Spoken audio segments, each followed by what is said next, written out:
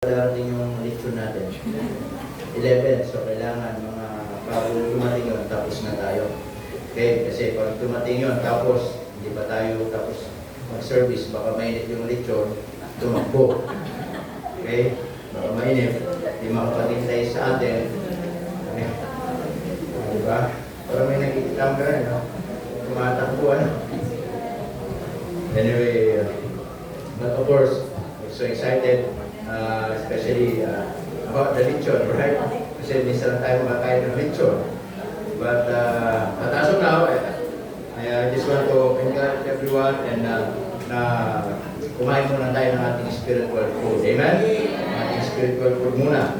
At busugin natin ang ating spiritual na mabusog tayo ng spiritual na pagkain ngayong umaga at mula po sa salita ng Diyos. Okay? Alright. May request everyone to please stand up. And let's open our Bible. Okay, this verse is so very familiar, maybe to every one of us. Of course, it's not only become familiar, but this verse will become our daily routine o maging part ng buhay natin araw-araw. It says in 1 Thessalonians chapter 5, this one verse, in verse 18. Okay. 1 Thessalonians, yeah. Nasa 1 Corinthians ako. Hindi na marunong sa salamin. Okay, sabi po ng Bible dyan, sa 1 Thessalonians chapter 5, in verse 18. Nakita niyo na po ba? Say amen. Amen. Okay, can we read it all together, please? Okay, 1 Thessalonians chapter 5, in verse 18. Ready? Begin. In everything, give thanks, for this is the will of God in Christ Jesus concerning you. We were talking about the attitude of gratitude, okay, or being thankful to the Lord. Let's pray. Panginoon, marami po salamat once again this morning. Salamat po sa inyong biyaya. Thank you, Lord, for this opportunity that we can study your precious word. Help us, Lord, to be attentive this morning, and especially we're asking for to the Holy Spirit that really moving in this place and speaks to us, convict us, so that what we're going to study and we here this morning ay may apply po namin. Panginoon, ihanda niyo po ang puso po namin, at kung meron po isa dalawa hindi pa po nakakatiyak ng kaligtasan, gamitin niyo po itong salita niyo at matiyak nila at kung sino para po ng kaligtasan. Tulungan niyo po kami at samahan at kausapin, Panginoon. At salamat po sa pangalan ni Jesus. Amen. Okay, you now take your seat.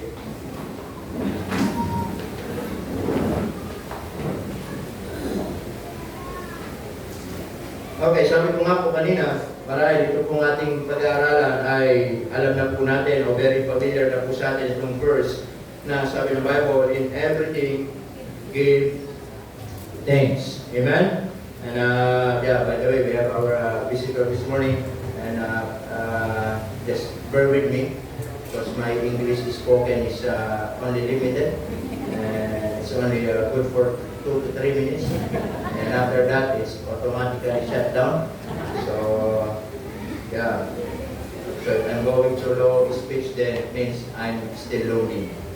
Okay, so just bear with me. Alright, anyway, salamat po sa Panginoon na nandito po na tayo mga kasama. Amen? Anyway, nasabi po ng Bible dyan, it says in verse 18, okay, Apostle Paul, it says, in everything, give thanks, for this is the will of, sabi po dyan, of God in Christ Jesus. So Apostle Paul, encouraging the believers in the church of Thessalonica to be thankful to the Lord. And this moment of time, they are not in a good situation. Amen? The church of Thessalonica, they are experiencing persecution. They are experiencing tribulation. They are experiencing problems, troubles. That's why Apostle Paul always encouraging them na magtapat kayo, magtiis kayo. Amen, mga kapatid, especially in the book of Thessalonians, ay tinuturo dito ni Apostle Paul yung the second coming of our Lord Jesus Christ. Amen? Na magtiis kayo sa pinagdadaanan ninyo, but still in verse 18, it says, in everything give thanks. I remember Apostle Paul, he was in the prison in Philippians chapter 4 in verse 4. It says, rejoice in the Lord always. And again, I say, rejoice. And makikita po natin, mga kapatid, doon sa situation ni Apostle Paul, that time he was in the prison, hindi po siya malaya, hindi siya nakakapunta kung saan-saan. Pero sabi niya, my source of my rejoicing is in the Lord. Amen, mga kapatid? So it means, it says in verse 18, in everything, give thanks. To be thankful to the Lord, it is so essential. It is so important. Amen, mga kapatid? Especially we believers, God is expecting us to be thankful, not only to the good things happen in our lives, but also even maybe there's a problem, maybe there's struggles in life, or bad things happen. Apostle Paul and God wants us to be thankful. Amen. Alam nyo, we're living in the last days, Apostle Paul says.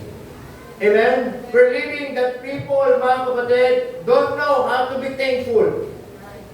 Mga bata, hindi na marunong magpasalamat. Mga tao, hindi na mawala na yung salitang gratitude. We're living in a world that people become more and more selfish, thinking about themselves. They don't think about others. Yan ang mga tao ngayon. Ang mga bata, bibigyan mo ng mga bagay, then wala kang masasabi na mag-thank you ka. Kung minsan, sasabihin pa natin, nak, mag-thank you ka. But, for them na magkusa, na mag-thank you, nakakalimutan nila. Amen, mga kapatid?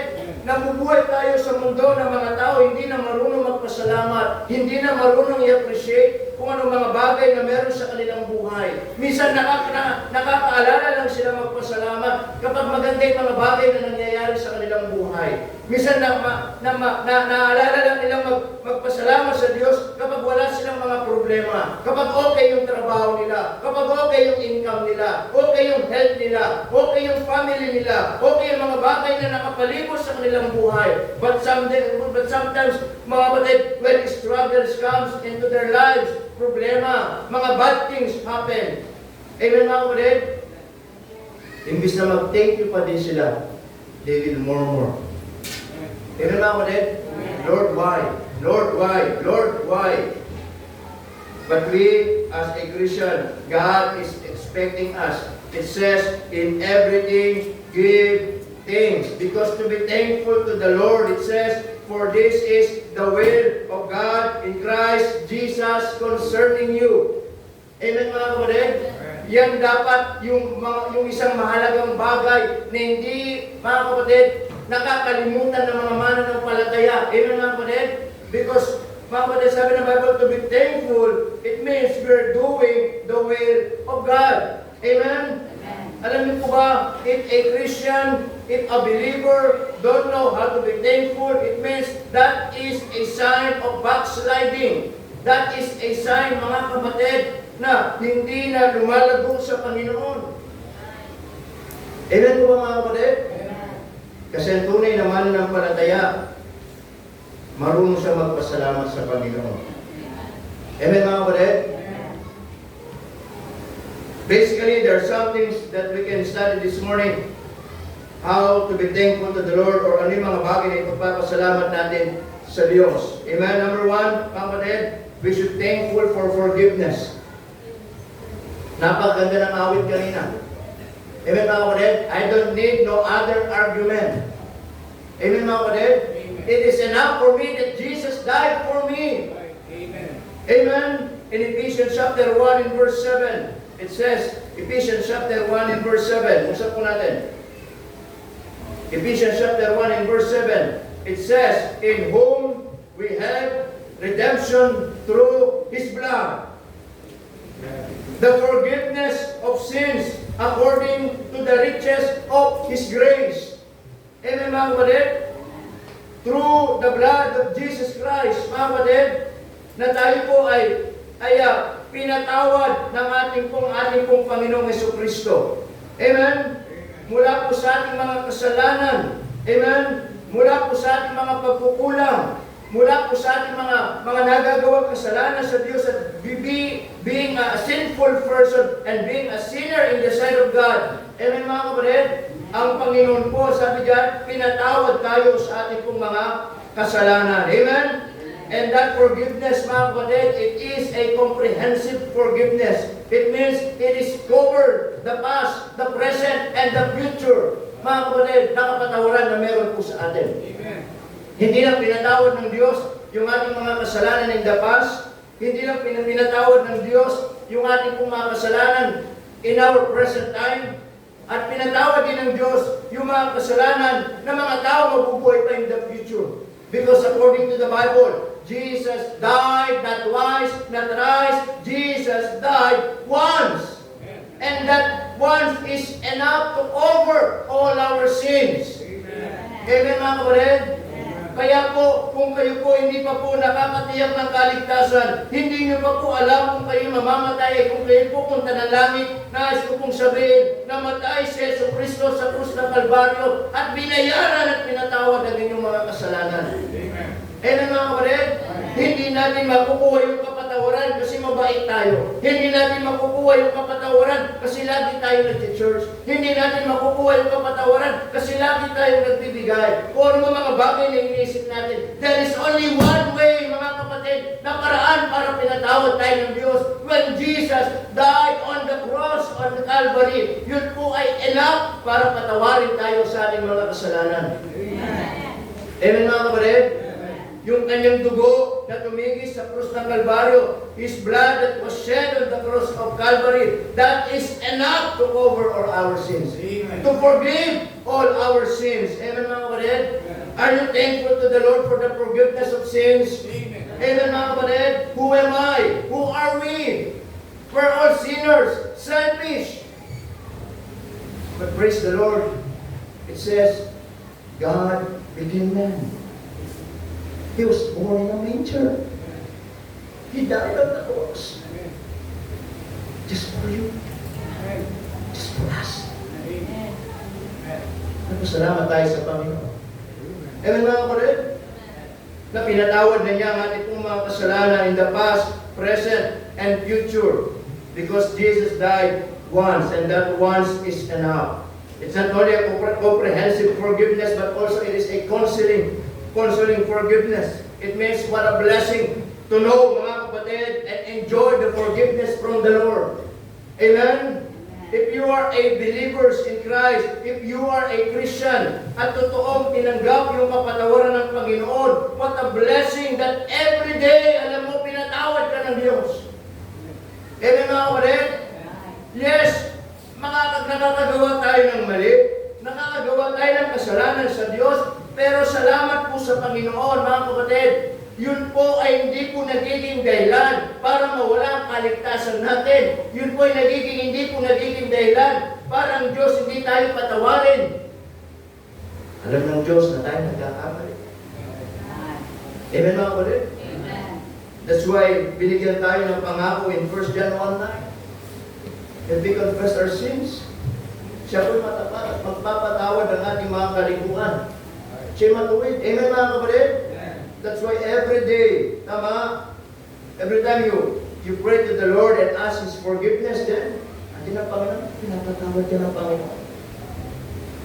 And aren't you glad, amen? Every day, what a blessing to know na meron tayong Diyos na nagpapatawad at pinatawad ang ating pong mga kasalanan. Tama po ba mga kapatid? At yan po ang isa laging mensahe ng Panginoon, amen? Tama? When Jesus, mga kapatid, nandito sa lupa, lagi niyang tinuturo, di ba? Sa kanyang mga alagad, ang sabi ng disciple niya, hanggang kailan tayo magpapatawad? Sabi ng Panginoon, 70 times 7. It means unlimited. Amen mga kapatid? It means unlimited. Amen? So thankful for forgiveness. Number 2, not only for forgiveness, but also thankful for friends. It says in Proverbs chapter 17, verse 17,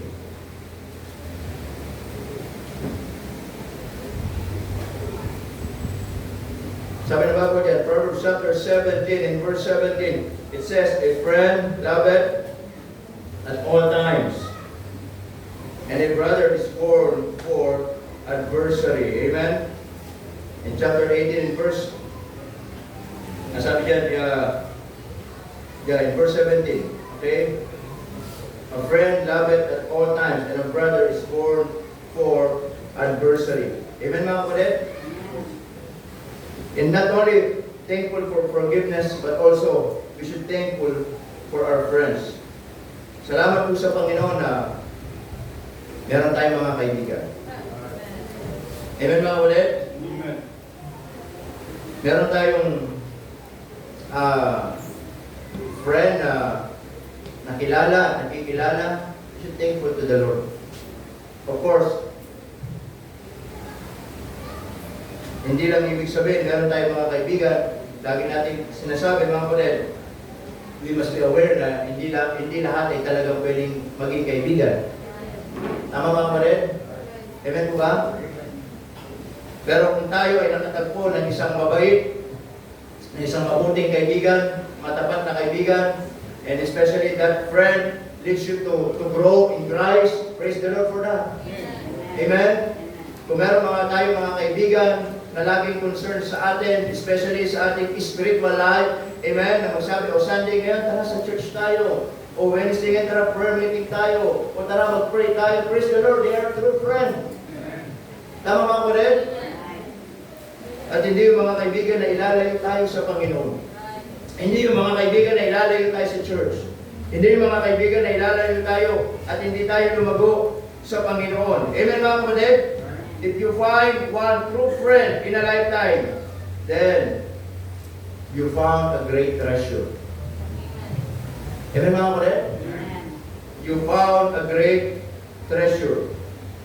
Dahil ang Panginoon ang nagbibigay po ng kaibigan.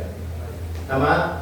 Minsan nakakalimutan natin, even sa mga simple things, ay ipagpasalamat yung mga kaibigan na binigay ng Panginoon sa atin.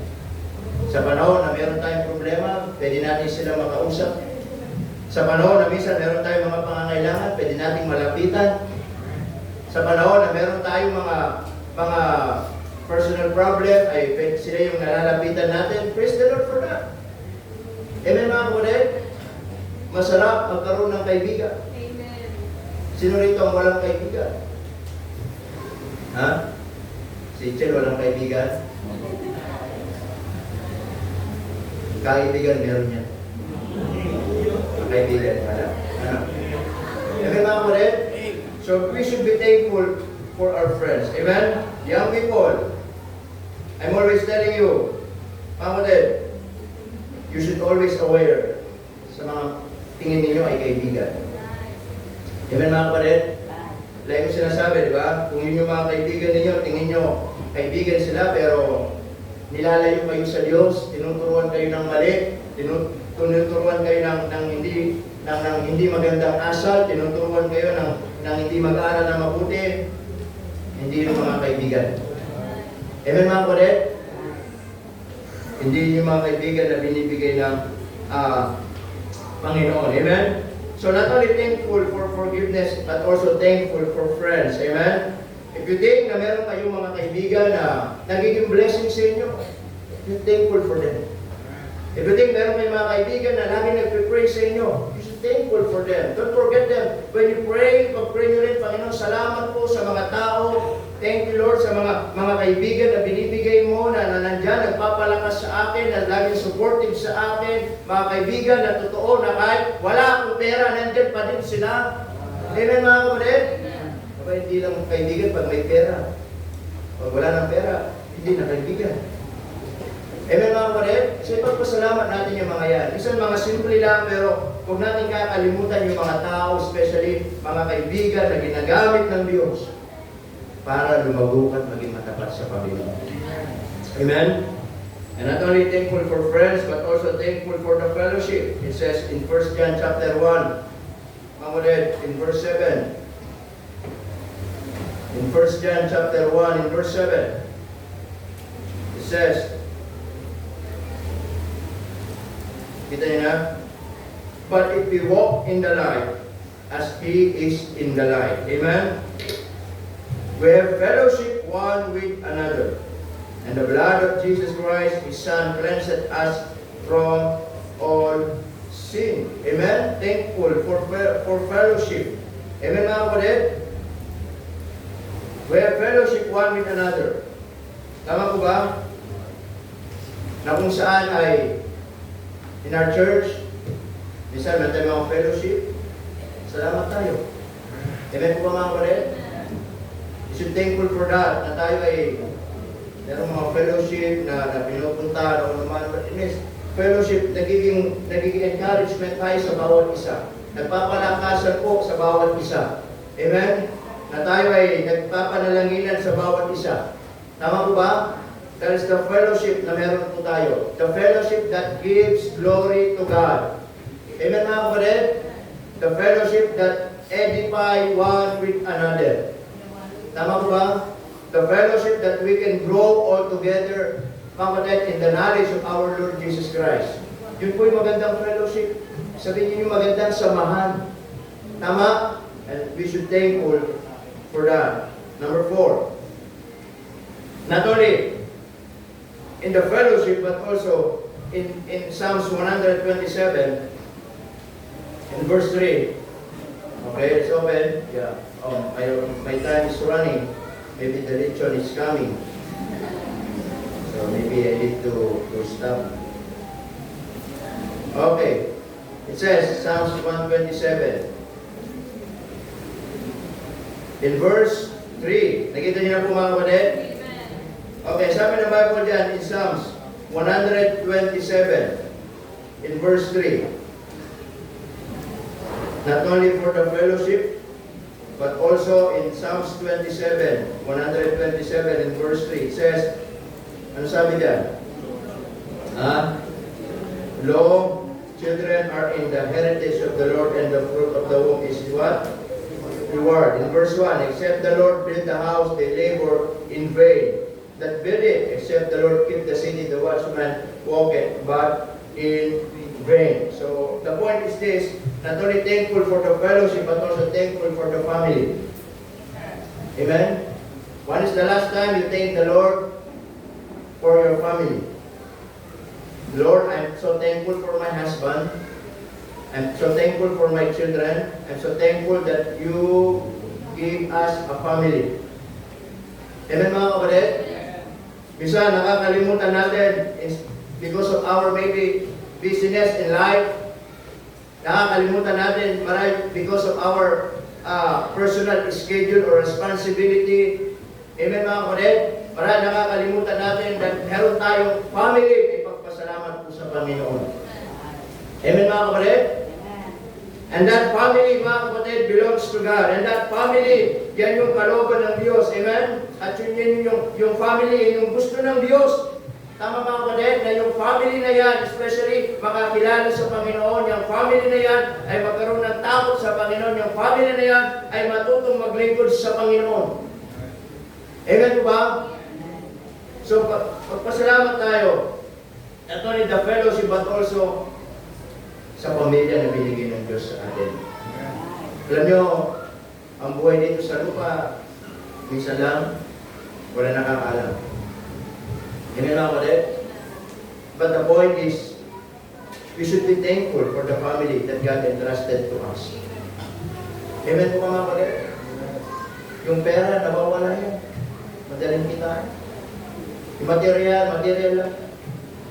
Sana yung pamilya sa buhay natin, yan yung bigyan natin ng panahon, bigyan natin ng i-cherish natin. Yung family na yan ay tulungan natin na lumago. Yung family na yan ay tulungan natin maglingkod sa Panginoon like Joshua. Amen mga kapatid, sabi niya, as for me and my house, we will serve the Lord. Bahala kayo, sasamba kayo sa Diyos-Diyosan. But this is my faith, this is my foundation. Amen mga kapatid, na sabi niya, but as for me and my house, we will serve the Lord. You know, what a great blessing na maybe each of you, mga family ninyo, every Sunday nasa church, praise the Lord for that. Amen mga kapatid? Yun yung isang magandang bagay na pwede nating iiwan sa pamilya natin, sa mga anak natin. Magandang bagay na ipapamana natin sa mga anak natin na kung saan ay ang pamilya ay mahalaga, especially pamilyang naglilingkod sa Panginoon. Tama mga kapatid? Amen po ba? Kaya ipagpasalamat nyo na yung family nyo nasa church. Family nyo ay dinadala kayo, mga anak, yung mga parents niyo, dinadala kayo sa church ng mga magulang ninyo. Ipagpasalamat ninyo sa Panginoon. Amen mga kapatid? Tama ko ba? Mga young people, lumalaki kayo sa church. Amen? Yung mga parents niyo ay they're trying their best every Sunday ay dinadala kayo sa church. Amen? They brought you to the church para maginig ng salita ng Diyos. I-cherish niyo yan. Tama po ba mga kapatid? Pagpasalamat niyo yan.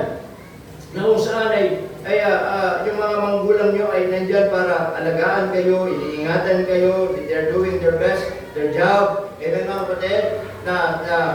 For you to go to the school, amen? And someday ay magkaroon ng maayos na trabaho, maayos ng buhay. I-cherish nyo yan. Amen mga kapatid? Dahil yan ay kalooban ng Panginoon. Amen? Na kahit yung mga nanay ninyo, bungangera yung mga yan, i-cherish nyo yan. Tama? Ipagising sa umaga, dinaig pa yung manok. Nauna pa sa manok, natandang, di ba? Amen mga kapatid? Mula pagising, pagpapaligo, pagpapakain. Tama? Yung tatahimik lang kapag wala ng tao sa loob ng bahay. Amen mga kapatid? I-cherish nyo yan. Tama po ba? Oo. Yung isa natin, nawala na ng boses. Sobra na yun. Marumalait na yun. Tama mo rin? I-cherish nyo yan. Kasi darating ang araw, mga anak ay din yung mamimiss nyo sa mga magulang nyo. Tama? Ako na yung sinasabi, as I said mga kapatid, I grew up in the family na walang kakwenta-kwenta. I grew up sa pamilya na masasabi kong walang paguluhang pamilya. Lumaki ako sa lola, mga magulang ko ay mga kanya-kanyang mga dinispatcha yung mga sarili, mga pag-asawaan ng iba, na iniwan kami magkakapatid. Tama? Ako yung panganay. Alam ko yung buhay na lumaking mag-isa, yung lumaking pakalat-kalat, alam ko yan. Yung bahay namin, ganitong ganyan, ganyan na ganyan. Wala lang bundok sa amin. Riles, alam nyo, nakatira din kami sa Riles. Baka tingin nyo, hindi ko alam yung buhay sa Riles. Ako po, yan ang bayan namin, yung Riles. Buti nga dito, may release pa ng tren. Sa amin, wala na talaga. Kasi nilalagarin na, bata pa lang may natutot, nilalagarin namin yung mga yan, tapos binibenta namin sa Diyan. Hanggang naubos. O ngayon, sementado na lahat. O diba? Hindi na sila mapalis doon, wala nang release eh. Lumaki din ako sa ganyan, lumaki na walang in a broken family, no mother, no father, hindi ko alam kung saan ako galing. O diba? Natuto lahat ng mga bagay na hindi maganda. Even mga kapatid, in my young age, mga kapatid, I learned how to smoke, how to drink alcohol, lahat ng kasalanan. Tama mga kapatid? Dahil walang pamilya nag-alaga sa akin. Walang pamilya nagturo sa akin, bawal yan, ito tama. Wala na pamilya, kaya ako, yung lola ko, sabi nga, tulog pa yung manok siya, nasa trabaho na. Sige nga, nasa trabaho na yan. So pag-gising ko ng umaga, wala na. Tigil sa mag-isa. Yung time na yun, hindi ako mahilig maligo. Late ka eh. Sino rito lagi naliligo noong panahon ninyo? Alam nyo ha? Tapos, wala kaming toothpaste. Tayo ako ng toothpaste. Asin. Talaga, asin talaga. Diba? Asin naman. Tapos, isa walang toothbrush. Ano ka ng tela? Hindi, yung tela, kaya daliri. Hindi, totoo yan. Hindi kasi alam ng mga bata na to eh. O, diba? O, tela. O, so may kuskus lang. Pag kuskus, gano'n pa din, yellow pa din. Pag huminga, amoy asin. O, gano'n. Tama ba mo rin? Then, darating ako, minsan, anong oras na? Alas 10, alas 11, tulog na yung lola ko. O, kasi, galing sa barkada, galing sa galaan. So, ganun ang routine. So, parang lola ko, hindi kami nakikita. Kikita lang kami linggo. Kasi maglalaba, hindi ako pwedeng mawala kasi ako taga-bomba, poso, mano-mano. Yun ang oras na nagkikita lang kami, yung linggo. So, naman niyo sa ganun. Tama ba ako rin? And then, pero salamat sa Panginoon na napakabuti ng Panginoon. Hindi ko alam, may plano pa lang Panginoon sa buhay ko. And then mga kapatid, yun nga, when I graduated doon sa high school, ay doon ako tinawag ng Panginoon. Doon ako nakaligtas, mga kapatid. Amen po ba? So ang punto ko ay, pasalamat kayo, meron kayong mga magulang nag-aasikaso sa inyo. Ang uniform ko, isang short, isang damit. Yung tsinelas ko, de alambre. Yung de alambre. Yung kawad. Kasi, hanggat meron pang paganon yun, lalagyan ko ng alambre. Magkakaroon lang kami ng magandang tsinelas kapag Pasko, yung Rambo. Kasi makapal-kapal yun eh, kaya yung inaano. Kaya lang minsan sira na kagad. Bakit? Yung nagagaling-galing namin ah. Diba?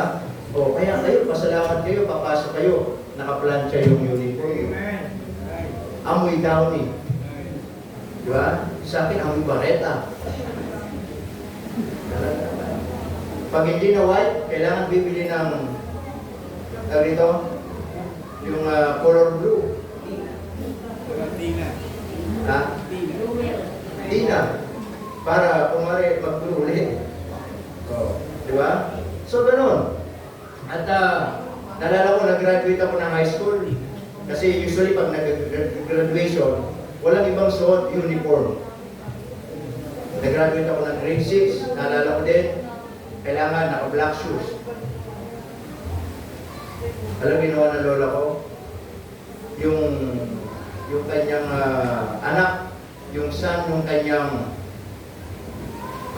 amo, hiniram yung sapatos. Malaki yun. Ang laki. Ganito lang ang pako noon. Yung sapatos, gano'n. Wala akong shoes. Kasi pag graduation, usually yun ang uniform. Kailangan uniform lang. Nakachinelas po ako. Nung malapit na ako, bitbit ko yung plastic, nandun yung sapatos. Nung malapit na ako umakyat, sinunod ko na, then nagpa-picture, then pag-uba, tinanggal ko ulit. Iba'y nakara para ka-McDonald. Diba? Ibig sabihin, ganun yung pakiramdam na walang pera magulang. Ganun yung pakiramdam na yung mga magulang ay nagtitiis sa ganito lang. Amen po ba mga kapatid? Nung nag-graduate ako ng high school, yung sapatos ko, butas na. Totoo po. Anong remedyo? Alam niyo yung interior? Yun ang interior. Tinapal ko sa loob, tapos nilagyan ko ng karton. Kasi pag yumapak ka, tapos butas, ang init. Kasi meron. Tapos kung maputik, basa. Ibig sabihin, mga young people, gano'n yung pakiramdam noon na hindi kaya. Pero kayo, sa panahon ninyo, lahat pinuprovide na ng magulang nyo. Tapos reklamo pa kayo ng reklamo. Amen mga kapatid? At kami, pumapasok kami. To be honest, yung time namin, kahit walang baon, papasok kami. At ang school, nilalakad lang namin, tatawid pa ako ng kalsada. Kaya ako natuto kong, malit pa talaga ako, natuto kong makipagpatintero sa mga sasakyan. Tawid talaga kalsada. School namin, mas maglalakad ka pa. Dada ka pa sa bukid, may bukid doon. Tapos kayo, hindi kayo makapasok, hindi kayo ihatid. Hindi kayo makapasok pag wala kayong baon. Nakita ninyo, hindi ko ito kinikwento para sabihin na ganito, no.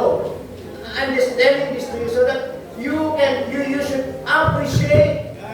I-appreciate ninyo yung mga bagay na binibigyan ng mga magulang ninyo sa inyo. Amen mga kapatid, pagising nyo sa umaga, mayroon kayong almusal na kinakain. Ako, kahit walang pagkain, pasok sa school. How can I survive? Simple lang. Pag meron akong kaklase na may pera, Sasama. Ako dinodong. Saan na yun? Sasama. O, tapos sasama ako sa bahay nila, then makikikain ako. Kailangan mag-survive eh. O, meron kaming sabitan doon sa bubog, yung basket, na merong bakal na pa ganun. Yun yung rep noon. That's the fridge. No? Pagising sa umaga, para kang nanguhula, kakapa pa. Pag meron ka nakapa, boy, salamat sa Panginoon. Pag nakapa mo, isang tinapay. O, di ba? Ganun lang naman, iniwan yung mga pagkain, di ba? O, kakapa mo, may noodles. O, kayo, pagising ninyo, hindi na kayo nagluluto, kakain na lang kayo.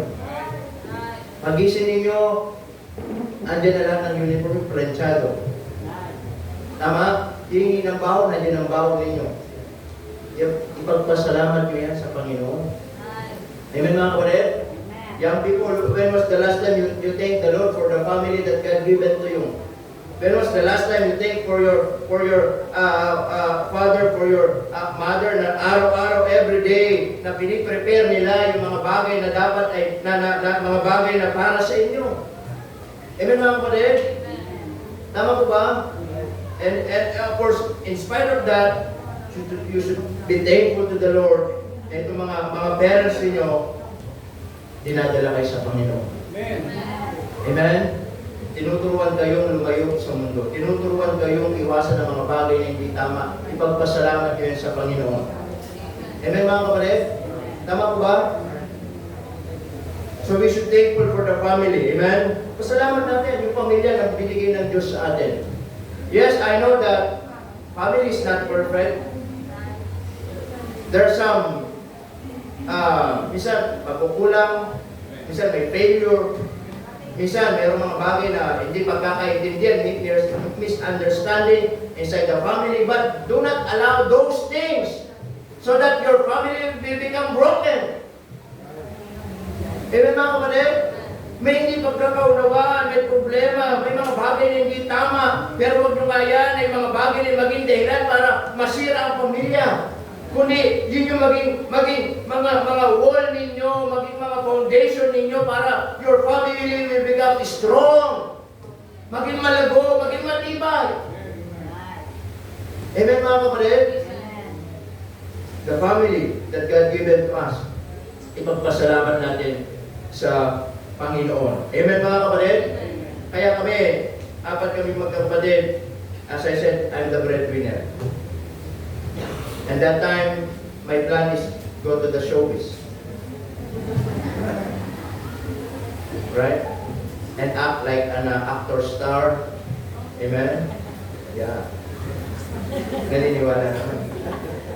Hindi po. I mean, apat kami magkakapatid. Ako yung panganay. Sabi nga, yung kapatid kong babae, in her young age, 15, 16, lumayas. Then, nag-asawa, nagkaroon ng mga anak, hindi alam kung sino mga tatay. Yung sumunod naman, yung si Paul, yun ang unang grade 5 pa lang, lumayas, nagtrabaho kung saan siya pumunta. Ganun ang buhay. So, natira ako, tsaka yung bunso. Eh, bunso ay kasi, dahil panganay ako, tapos bunso pa lang. So, sunod lang naman sa akin yun. O, diba? The point is this, pero, listen to this, young people. Kahit gano'n ang buhay namin, nagpapasalamat ako sa lola ko, pinag-aral ako, nakagraduate ako ng high school. Nag-graduate ako ng high school. Wala nga lang honor. Tama mga kapatid? Then, nung nasa Laguna na ako, dahil kinakausap yung kapatid kong burso, mag-aral ka, magpapadala ako sa iyo, pambaon mo. Kaya nasa Laguna, pinapadala ko siya, 300 pesos. Ama, that time. Sabi ko, mag-aral ka. Kasi alam ko yung pakinamdam pag hindi nakatapos. Kahit high school, yun lang wish ng mga magulang, kahit high school lang, mag-graduate ka. Kasi pag college, kahit gusto mo, wala na talaga. Di ba? Kaya, nag-graduate, nakatapos yung kapatid kong bulso, sila yung huling batch ng hindi sabot ng K-12. Then yung Silvas o nagkaroon ng K-12. So, pasalamat sa Panginoon, dalawa kami nakatapos ng high school. Eh kung di ko ginawa yun, eh baka yung kapatid kong bunso, wala na yun, pariwara na. Sabihin, eh baka tuminto na rin sa pag-aaral. Amen mga kapatid? Kaya nga, ito yung lagi ko sinasabi, hindi para ikwento na ganito, ganyan. No, for you to appreciate the things what you have right now. For you to be thankful what you have right now. That God gave you a godly parents. You should thankful for that. Amen mga kapatid? So your responsibility is simply to obey, honor them, love them, pray for them. Don't disrespecting them. Amen? Do not be disobedient to them. Love them. Amen mga kapatid? Because wala naman sila ibang concern kundi magkaroon kayo magandang buhay. At gamitin kayo ng Panginoon. Amen mga kapatid? So we should thankful for the family that God given to us. Amen? Not only that, mga kapatid, of course, basically, we should be thankful for the finances. Alam nyo, ang Panginoon napakabuti niya. The Lord is good. Amen? I know that maybe some of us walang trabaho. Maybe some of us hindi naman magandang trabaho, ay hindi naman malaki ang sweldo natin. Minsan, yung sweldo natin ay enough lang. Tama nga ko rin. Minsan, isipin natin, baka magkulang. Tama ko ba? But listen to this. If you will just stay faithful to the Lord and trust the Lord, pangako naman ng Panginoon. Amen na po rin. That God will supply our needs. If we will just learn how to seek Him first. Amen? But seek ye first the kingdom of God and His righteousness, and all these things shall be added unto you. Amen po mga kapatid? Can I ask you, pinabayaan ba tayo ng Diyos? Nagkulang ba ang Diyos sa atin? Kahit minsan, ito lang ang pera natin, ito lang ang sweldo natin, ito lang yung income natin, maliit lang, hindi pa sapat, pero nagkulang ba ang Diyos? Amen mga kapatid? Nagkulang ba? I believe hindi po. Salamat tayo sa Panginoon. God is the one who provides all our needs. Amen mga kapatid? Na kahit may mga bills na binabayaran, pero ang Diyos napakabuti pa rin ng Panginoon. In our church, sabi ko nga, napakabuti ng Panginoon. Amen? Na kung saan ay nasusustain naman yung mga pangangailangan. Thank the Lord for that. Amen po ba mga kapatid?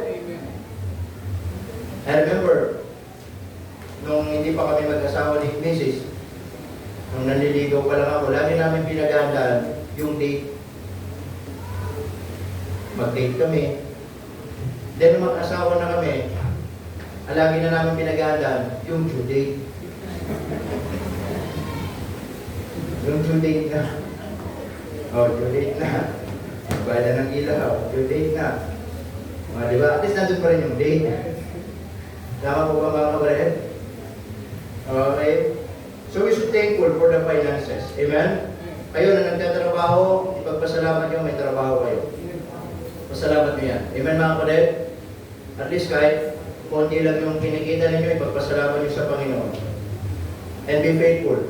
And listen to this. Huwag kayong mandadaya sa trabaho ninyo.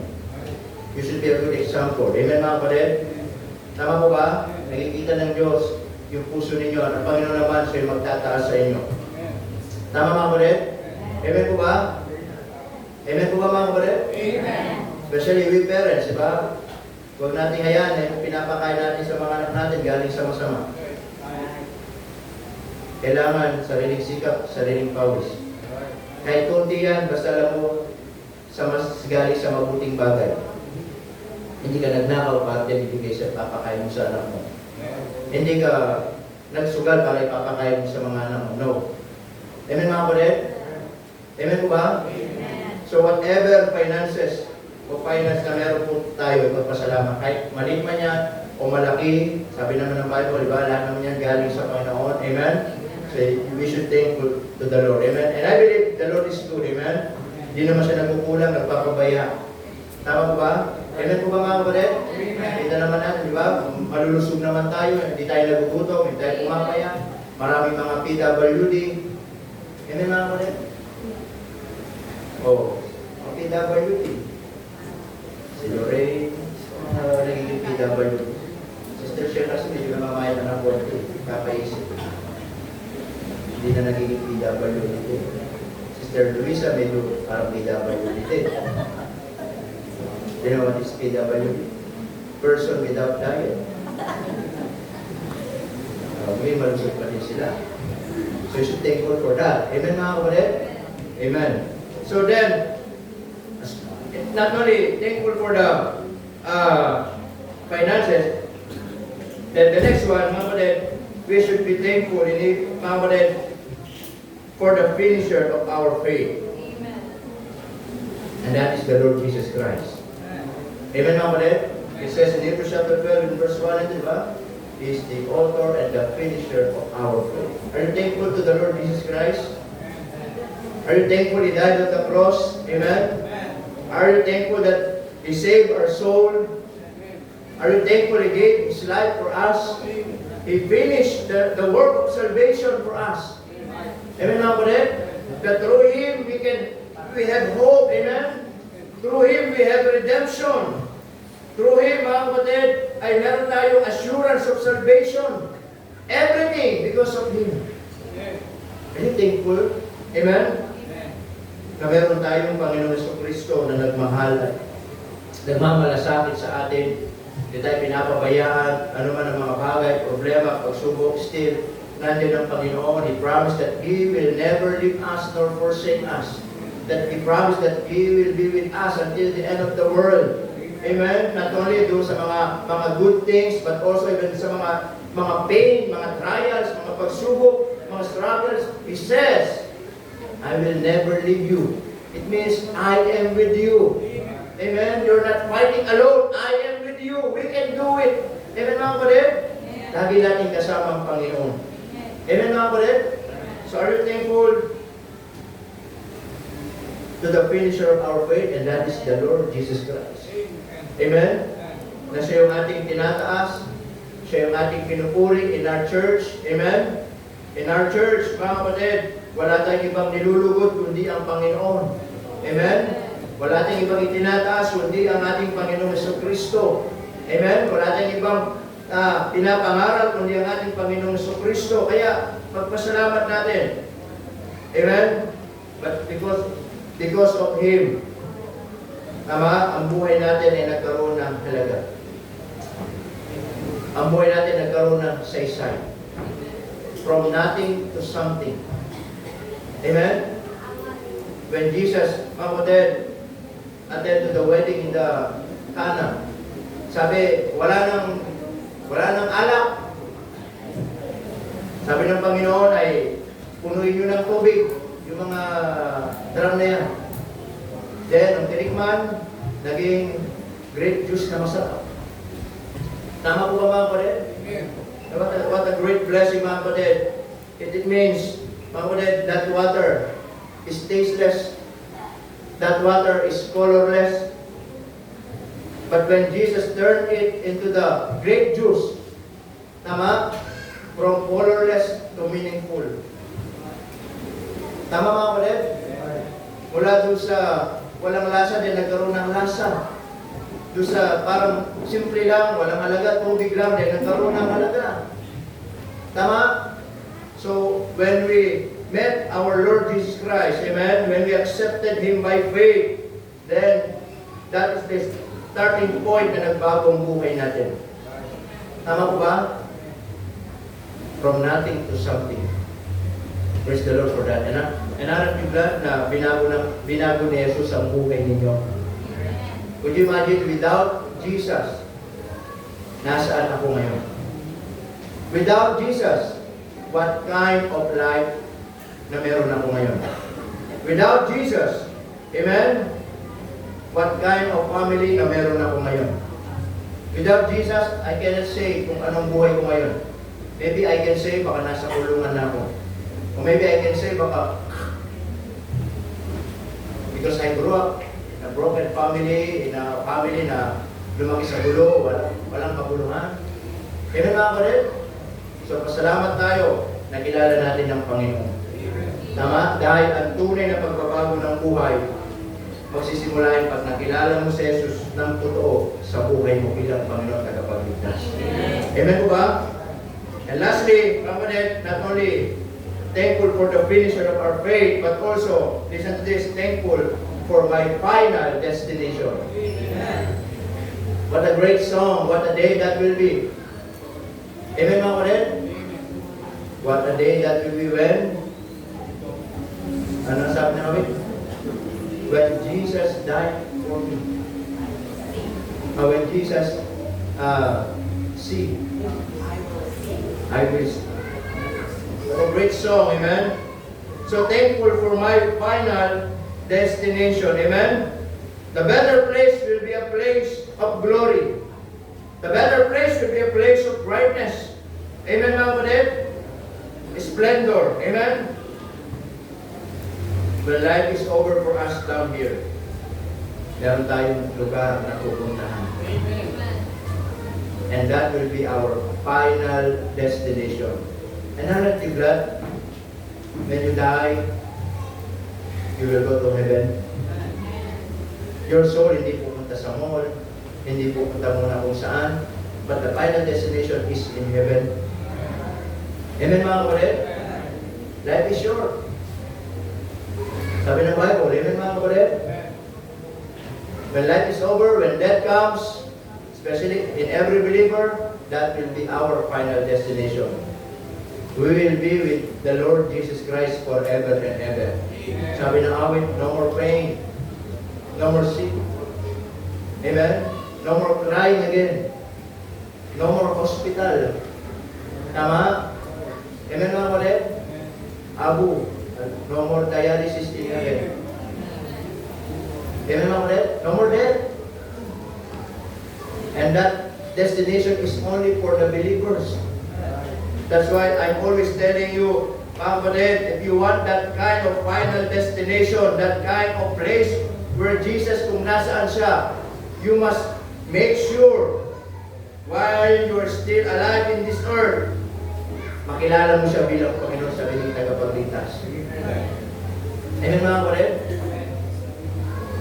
Kaya tayo, bilang mananampalataya, di ba tayo nagpapasalamat na alam natin, no matter what happened in this life, alam natin sa langit na tayo pupunta. Amen? What a great, mga kapatid, think about that. Amen? Na yung langit, yun yung tirahan ng ating Panginoong Diyos. Yung langit, yun yung pupuntahan ng mga believers. Yung langit, mga kapatid, doon tayo titira habang buhay. Wala nang problema, wala nang sakit, wala nang mga bagay-bagay na na-experience natin dito sa lupa. Amen, mga kapatid? That will be our hope. Amen? Our final destination, and that is heaven. Kung nasaan po ang ating pong tagapagligtas. Amen? Kung dito hindi pa natin nakita, doon sa langit, makikita natin. Tama po ba mga kapatid? And you know what? Anong gagawin natin? Kung pwede lang siguro, di ba? Ako gagawin ko. Yayakapin ko ng maigpit ang ating Panginoong Jesucristo. At iiyak ako, magpapasalamat ako na binago mo yung buhay ko. Amen mga kapatid? Na binago mo yung pamilya ko. Hindi mo ako pinabayaan nung nabubuhay ako. Na kahit may mga problema, may mga pagsubok, hindi mo ako iniwan. Amen mga kapatid? Na yung gagawin ko, bilusan na yun ang gawin natin, magpasalamat tayo sa Panginoon. Na darating ang araw na yun yung magiging final destination natin, makita natin ang Panginoon, yakapin natin, at magpasalamat tayo sa kanyang ginawa para sa atin. At kung hindi pa nangyayari yun, dapat dito pa lang sa lupa, matutunan na natin magpasalamat. Amen mga kapatid? Na alam natin, no matter what happened in this life, my final destination is in heaven. Amen? That's why this morning, as we close, mga kapatid, sa mga bagay na nabanggit natin na pag-aralan, tayo po ba'y nagpapasalamat pa rin ba sa Diyos? Sometimes, even believers, nakakalimutan na magpasalamat sa Panginoon. Sometimes, even Christians, nakakalimutan na magpasalamat sa Panginoon. I hope and I pray this morning, the attitude of gratitude ay maging part o maging part ng buhay natin araw-araw. Pagising sa umaga, magpasalamat. I-practice natin magpasalamat. mga young people, para sa magpasalamat, how to say thank you in a simple way, to show your appreciation, just say thank you, pagpasalamat. Because we're living now in a days na hindi na masyado narinig yung say na thank you. Hindi na narinig salitang pagpapasalamat. Hindi na na-appreciate ng mga taong maraming mga bagay na nangyari sa kanilang buhay. Dapat ang mga mananampalataya, yun yung bagay na hindi mawawala sa kanila. Amen mga kapatid? Just say simple. Sabi ng Bible dyan, in everything, give thanks. Why? Because this is the will of God. Dahil kung lahat ay tumayo, let's all stand up please. Let's close to the Lord in prayer. Let's pray. Dakila naming Diyos na banal at makapangyarihan po sa lahat. Panginoon, marami pong salamat sa umagang ito na ibinadala po sa amin. We thank you, Lord, for reminding us about being thankful as a Christian, as an individual, as a believer. Because we're living now in a days, people don't know how to say thank you. People live in selfishness, in greediness, thinking only about themselves and not to others. But Lord, we thank you for reminding us about we should be thankful in everything because this is the will of God. Kaya Panginoon, sa amin pong napag-aralan, marahil ngayong umaga, marami tayong bagay na nakalimutan ipagpasalamat. And maybe this morning, the Lord will remind us once again na ito mga bagay pa lang ito ay nakalimutan kong ipagpasalamat. And now, na-remind ako na magpasalamat. Na-remind ako na i-appreciate ko ng mga bagay na meron po sa buhay ko. I-appreciate ko ang mga bagay na mahalaga pala sa inyo.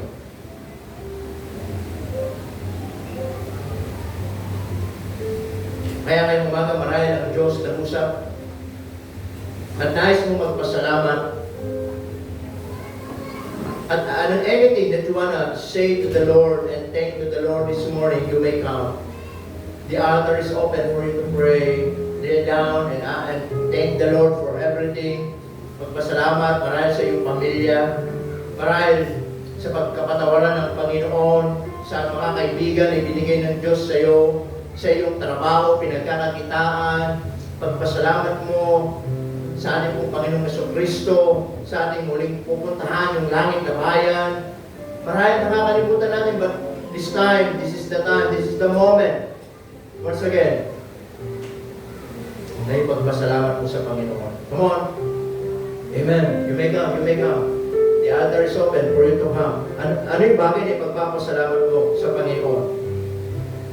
Young people, aren't you glad na ang dami niyo palang ipagpapasalamat? Na minsan, naisip lang natin ano yung mga bagay na matatanggap natin, pero nakakalimutan natin ipagpasalamat, i-appreciate yung mga bagay na meron na tayo. Minsan, nakala natin ipagpapasalamat lang natin yung mga bagay na natatanggap natin. Pero nakakalimutan mo, meron ka na pala at nakakalimutan lang mo lang ipagpasalamat. At kapag na-realize mo ipagpasalamat yung bagay na meron ka, i-appreciate mo yan. Malit ba yan o malaki? Ipagpapasalamat mo yan sa Panginoon. How about you? How about your family? Aren't you glad to the Lord this morning that God gave you a family? A godly family, a godly parents, young people, ang mga magulang, dinadala kayo sa church every Sunday, tinuturuan kayo paano magkaroon tao sa Panginoon. Parents that are trying their best to give yung kanilang mga kailangan ninyo. Are you thankful for your parents this morning, young people?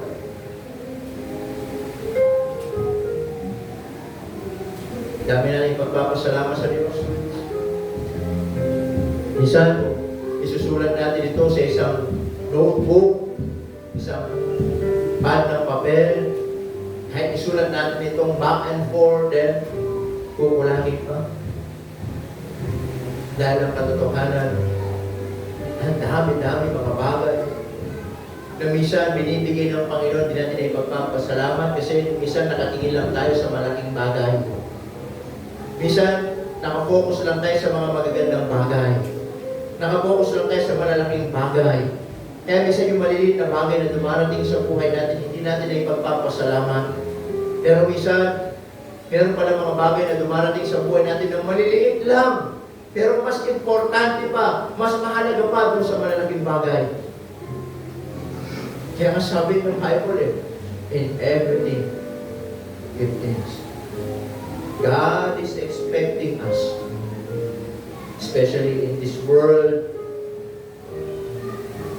full of unthankfulness, people don't know how to thankful to the Lord, then we believers, we should thankful to God this morning. In everything give thanks, for this is the will of God. Amen. Our gracious God and Heavenly Father, we thank you once again for reminding us about being thankful. Lord, please forgive us.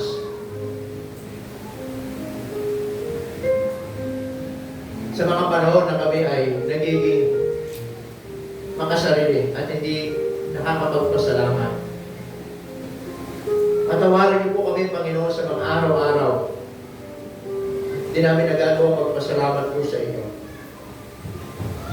Salamat po sa salita at napaalalahanan po kami na kami magpasalamat sa buhay po. Salamat po, Panginoon, sa inyo pong kabutihan, sa pagligtas sa lahat, for changing our lives. So thankful to the Lord. Salamat po, Panginoon.